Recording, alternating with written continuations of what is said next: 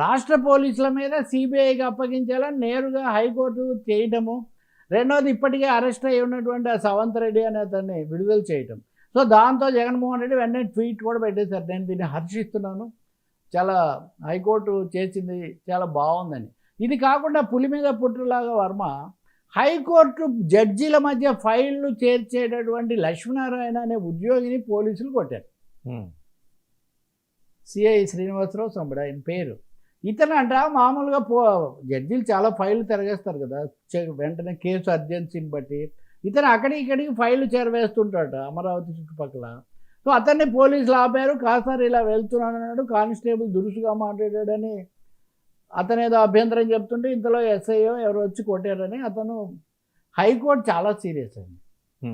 High court versus police అన్నట్టుగా తయారైంది. ఇప్పుడు ఆంధ్రప్రదేశ్లో చెప్పాలంటే ఈ వరుస ఘటనల తర్వాత మేము ఎన్నిసార్లు చెప్పినా ఖాతరు చేయట్లేదు. రాజ్యాంగము నిబంధనావళి ఉంది, అలాగే సీసీ కెమెరాలు పెట్టమంటే పెట్టలేదని సీసీ కెమెరాల విషయంలో మొన్న ఒకటి చేసింది. 2-3 సందర్భాల్లో విడుదల చేసింది. కొన్ని సందర్భాల్లో సుప్రీంకోర్టు హైకోర్టు వాటి మీద కూడా జోక్యం చేసుకుంది. కానీ ఈ 2-3 జరిగిన తర్వాత మటుకు హైకోర్టు కొంచెం గట్టి వైఖరి తీసుకోబోతుంది. ఇలాంటి వాటి అన్నింటినీ కూడా పోలీసులు కూడా పద్ధతులు మీకు తెలుసు కదా. చంద్రబాబు నాయుడు కూడా 1-2 సార్లు ఏదైనా చేస్తే పకడ్బందీగా చేయండి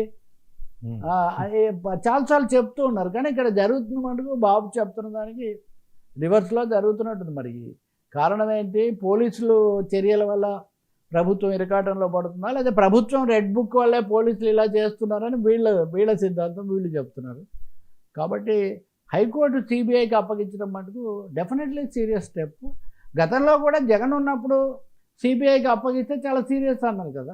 ఉదాహరణకు యూట్యూబ్ పోస్టులు వాటి గురించి. ఈ కేసుల్లో ఇంకా యూట్యూబ్ పోస్ట్ కేసులు ఇంకా చాలా ఉన్నాయి ఏపీలో కోర్టు ముందు. ఇంక ఇవన్నీ కూడా బహుశా కొంచెం రెడ్ బుక్ స్పీడ్ తగ్గుతుందేమో. హైకోర్టు వ్యాఖ్యలు ఈ చురకల తర్వాత మనం చూడాలి. ప్రజాస్వామిక పద్ధతుల్లో ఏం చేసినా పర్వాలేదండి. కోర్టులే ఒప్పుకోవడం లేదు, 1-2 సార్లు విమర్శిస్తున్నాయంటే సంథింగ్ రాంగ్, సంథింగ్ మిస్సింగ్ అనేది మటుకు అర్థమవుతుంది. చంద్రబాబు కూడా అదే చెప్తున్నావు కదా. ఇప్పుడు హోంమంత్రి పవన్ కళ్యాణ్ మధ్యలో అదే కదా, మరింత కఠినంగా ఎందుకు ఉండాలి అది ఇది అన్నప్పుడు ఇదిగో ఇలాంటివన్నీ వస్తున్నాయని వాళ్ళు అంటారు.